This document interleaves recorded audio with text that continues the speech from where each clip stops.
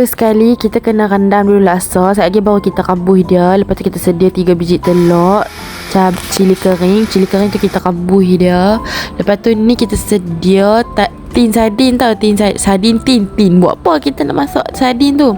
Kuah kita tak mau kuah simpan nak buat nasi goreng apa nanti. Kita nak ikan sardin dia saja untuk blend nanti buat kuah. Lepas tu ni kita pergi tambah ayam sikit. Nanti senang nak tambah apa, nanti senang nak blend, nak tambah pula. Bila kita buah ayam tu kan, senang sikit nak blend. Okey, lepas tu kita potong kecil-kecil bunga kantan. Kita koyak-koyak sikit daun kesum kan. Daun kesum, bunga kantan tu tu. Lepas tu tu aku tambah koyak-koyak lagi. Kalau boleh hampa buanglah batang-batang tu. Aku cukup pemalas. Jangan ikut aku. Buang tangkai-tangkai tu. Lepas tu kita buah belacan. Belacan ni ikut kuantiti masing-masing lah. Masak berapa orang, macam aku masak 3 orang. Aku buah sikit je weh. Sebab aku pun sedung, ayah aku pun sedung. Elok lah kan. Makan pula laksa. Kita pula hantu laksa. Memang lah kena. Lepas tu kita buah bawang besar. Kita potong bagi kecil sikit je. Kita potong buruk-buruk pun tak apa, sebab kita nak blend juga dalam tu. Ni potong ni sebab nak bagi senang blend. Tak ada lah nanti dia seketui tu nak blend payah pula kan. Okey, sekarang nampak cili kering tadi kita dah rebus tadi kan.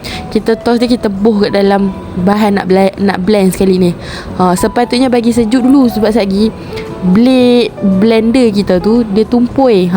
So ni aku cukup malas lah kan. Jangan ikut aku. Elok ambil biji-biji dia, sebab biji-biji dia tu yang buat appendix kat kita tu tau. Lepas tu ni alalang aku dah habis rebus cili tadi. Aku rebus telur pula untuk kita punya lauk nanti kan.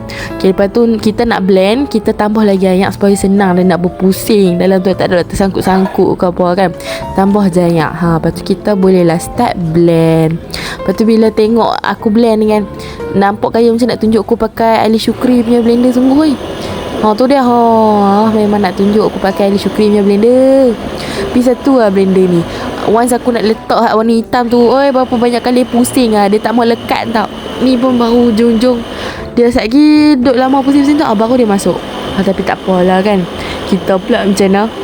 Kita pula terror lah, tiba terror macam mana. Mau sekali buat video masak. Aduh. Okey, kita dah siap blend. Kita tengok kejadian dia. Aku suka buat dia kasar-kasar sini supaya nanti kuah laksa kita tu ada tekstur.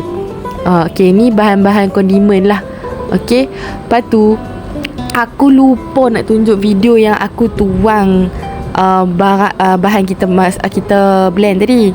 Jadinya kena tuang tu, lepas tu tambah air, lepas tu tak daun kesum, bunga kantan, asam keping dengan garam perasa lah secukupnya. Okey, lepas tu kita angkat telur kita rebus tadi. Lepas tu kita letak dalam air sejuk lah supaya senang nanti kita nak kupas dia, tak ada tangan kita melecok. Faham? Okey, untuk kondimen pula kita potong dia. Ikut cita rasa sendiri lah. Macam aku, jangan ikut cara aku potong timun, tak betul. Jangan ikut. Okey, kita potong timun, cabai, bawang, seledek kalau ada nanas, buah nanas. Lepas tu ni aku buah limau juga bagi susur sikit kan. Kalau ada cuk udang, buah cuk udang pun sedap. Lepas tu ni kita start kupas telur kita lah. Okey. Lepas tu kita kupas lah telur sampai habis. Macam tu. Laksa kita dah siap rebus. Kuah kita dah siap masak. Okay, tengok ni kuah kita dah besar. Lepas tu kita punya bahan-bahan laksa. Alhamdulillah, siap sudah laksa kita. Laksa student lah, laksa malas-malas kan. Itu sahaja.